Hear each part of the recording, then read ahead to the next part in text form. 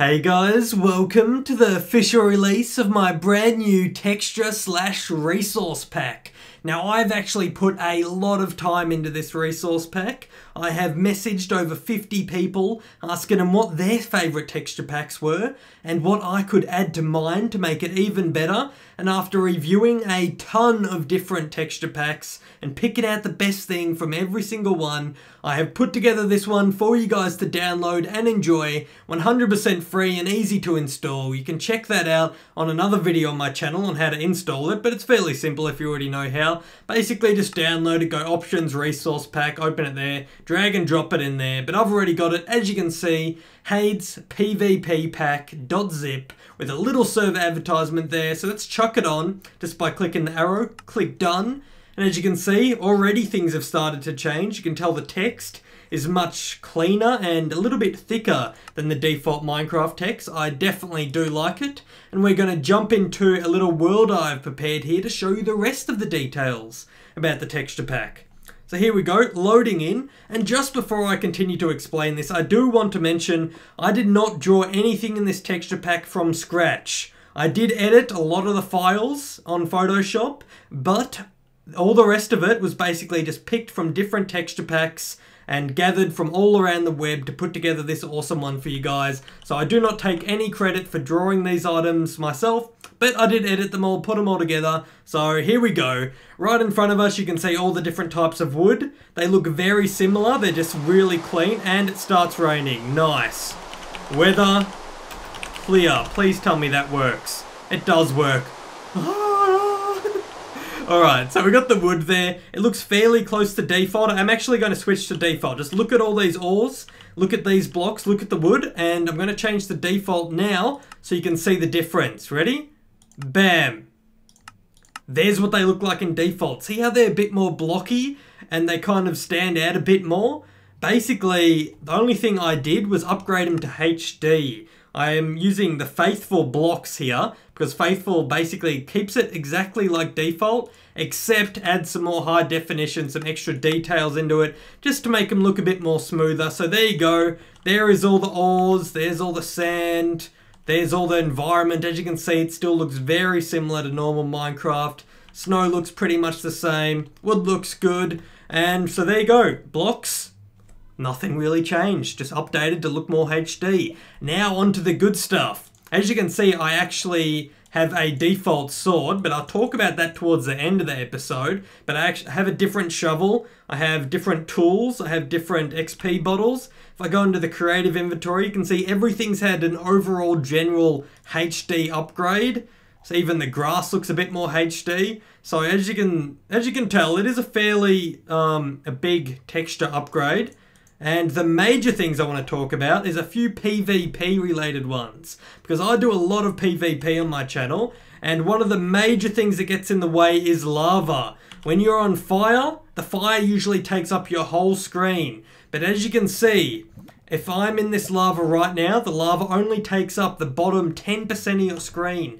So it's 100 times better. You can still tell you're on fire, so you know whether to jump in water or not, but it does not block your vision and screw up your screen. So that's a major point there. And I'm actually going to head over to default to show you how much of a major point that is. Because for those of you, there's a lot of you who are still running the default pack, and I have for many years. I love default, but this was one of the major flaws in it. Have a look at that fire, guys. That is ridiculous. It is now taking up over 50% of the screen in fire and flames.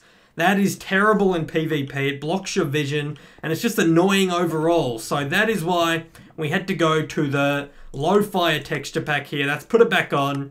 Bam. Glad I showed you that one, because that was definitely a major point. Now on to the next thing I have, which is my bow. This is the only texture I have changed significantly from default. Everything else is a modification of default except this bow, and the reason behind that is because you definitely need a good bow if you're going to be doing some hardcore PvP, and to get a good bow you needed a different texture, so I have to do it. And here we go. I'm going to show you exactly what I mean by spawning in some target dummies here. When I pull back this bow, you can see a few things happening. You can see it easily being pulled back by the design of the bow and how cool it looks, basically, because it looks sick. And you can also see a little color there. See how it's red? It's red when you're not pulling it. If you pull it back, it goes yellow, then green. And that is the different power of the bow. And you just saw something, another texture there, which I'll explain in a second. But basically, so red, it only goes a little while. If you get to yellow, it goes even further. If you get to green, it goes even further and stronger. So it's a really good way to help you practice your timing for your bows and learning how long to charge it back. In PvP, I would recommend letting go of the button about half a second after it turns to green. And that's when those little stars come out of the arrow, which I'm gonna show you again. So if I'm holding it on to green and then I shoot it, stars will come out of the back of the arrow, and that signals that it is a full power arrow. So that's how you know you're shooting a full power arrow. And if I wait till it just turns green, see, bam, there was no stars behind it. See there? Bam. If you let go really quick, like within half a second, it doesn't get the stars behind it, and it's not a fully charged bow. But as you saw, that one had the stars coming out of the arrow, so it was actually fully charged. So that's just a little tip there.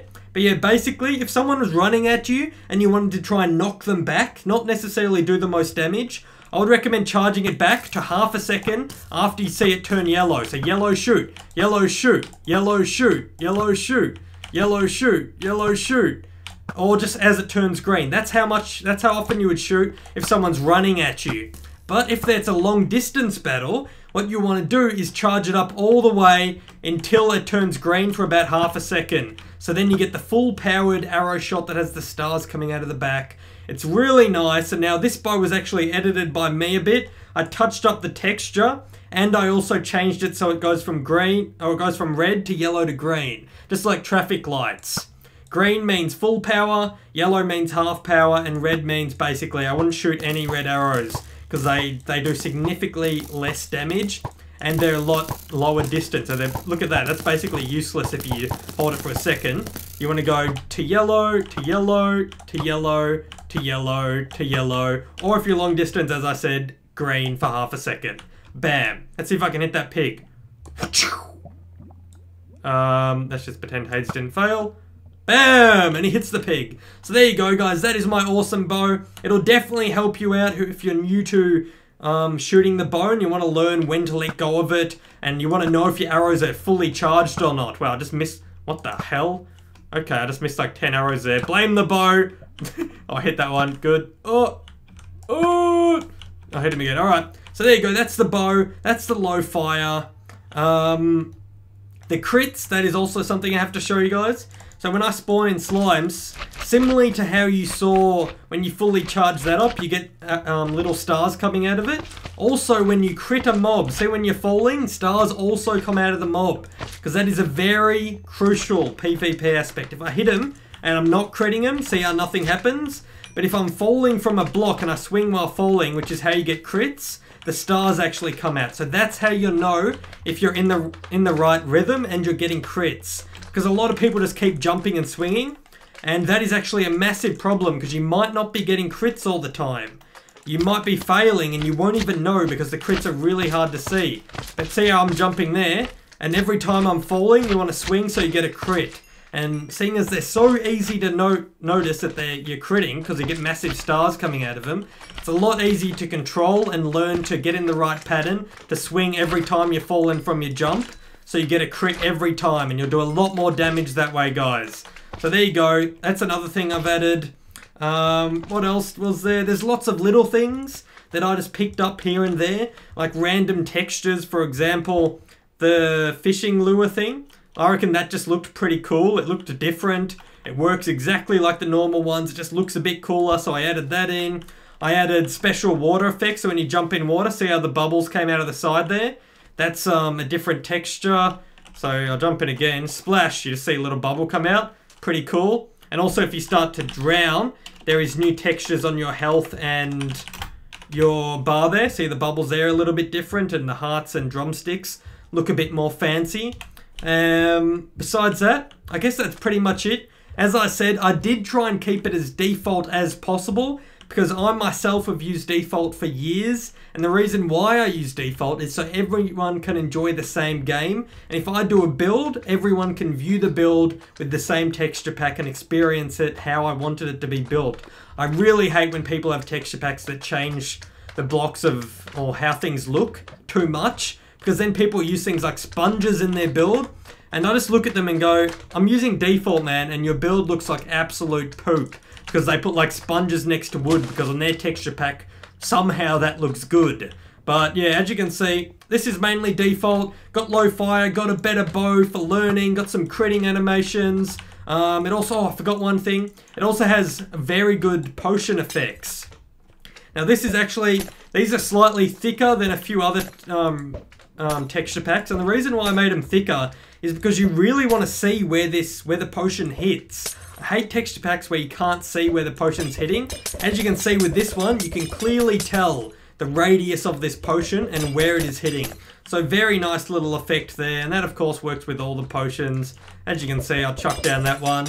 Very cool, and yeah, that's it. I do want to quickly talk about the sword though. As you can see, I've got the default sword, and this is my favorite sword. It may not be your sword, but I've walked around with this so long, it's got embedded into my brain. This is the Minecraft diamond sword, and this is the one I've got a little toy of behind me in my room, a little toy sword, and it looks just like this. That is how I see the diamond sword, so that's how I want mine to be. But I realize not everyone wants that, so I am going to be including a download link for some swords in the description below. There's like 100 swords in this pack, so if you're interested in downloading the sword pack and you want to edit your texture pack or resource pack to add in the sword, I actually have a how to edit and install texture/resource packs already uploaded to my video yesterday. So don't forget to like this video, subscribe, and go check out that video, which I will also link in the description. So you can then go check that out. If you don't know how to install the texture pack, definitely check that out, because I'll teach you how to do that. But it will also tell you how to edit in the new swords, which I'm including in the download link in this video. And I'm also going to show you a little something special here. It also, in that previous video that I recorded yesterday, it also shows you how to add in animated items.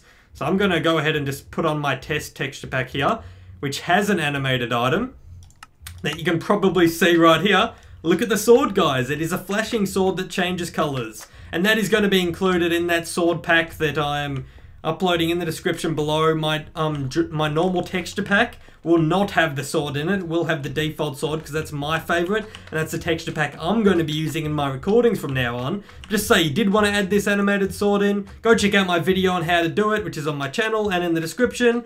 Download the file and you're good to go, basically. I think that was pretty much it. That's all I had to talk about this episode. You can download the texture pack for yourself and check out all the other changes, but it's fairly simple. It's pretty vanilla. Basically what I showed you here, the only major change being the bow. It is very cool, so download it, check it out, recommend it to your friends, guys. I want this to be the #1 PvP texture pack. So thank you for watching.